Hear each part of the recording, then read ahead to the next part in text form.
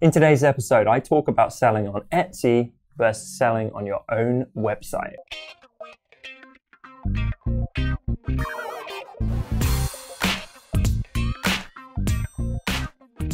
Welcome to episode 193 of The Honest Entrepreneur Show, where I help creatives like you to master your marketing. My name's Tom Ross, and let's get into it. This question is from Kelsey. I want to move my rather successful Etsy to my own site. I would save an insane amount of money. But I'm having some hardcore anxiety about customers following me or about losing money because of Etsy's SEOs, even though like 90% of my current revenue is driven from Instagram. Any insight? Hey Kelsey, it's a good question. To be honest, I think you're overthinking it maybe.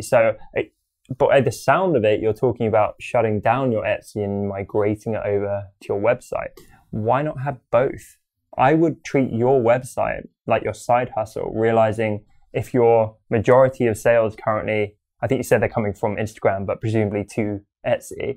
If majority of sales are happening on Etsy, then slowly build up your website alongside that. And I've seen people do this with our marketplace.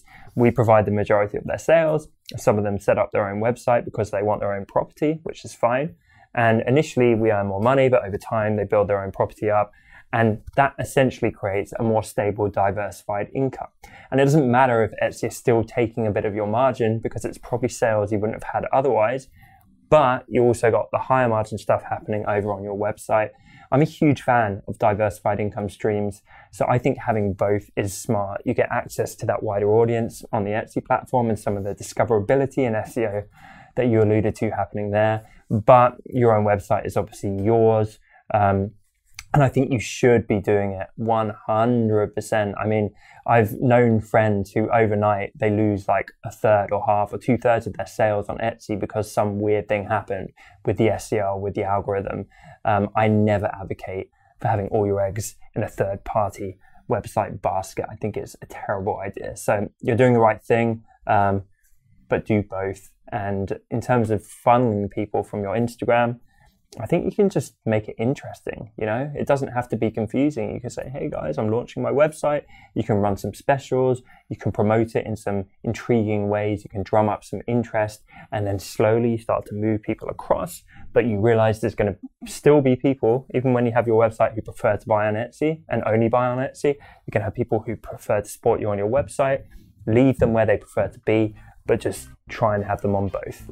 I hope that helps. Question of the day, how many income streams do you currently have?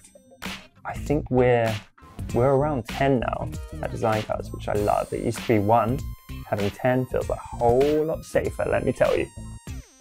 Hey, thanks so much for watching this video. If you enjoyed it, please make sure to subscribe below and tick the little bell icon. And if you enjoyed this video, you will definitely enjoy these. Happy watching.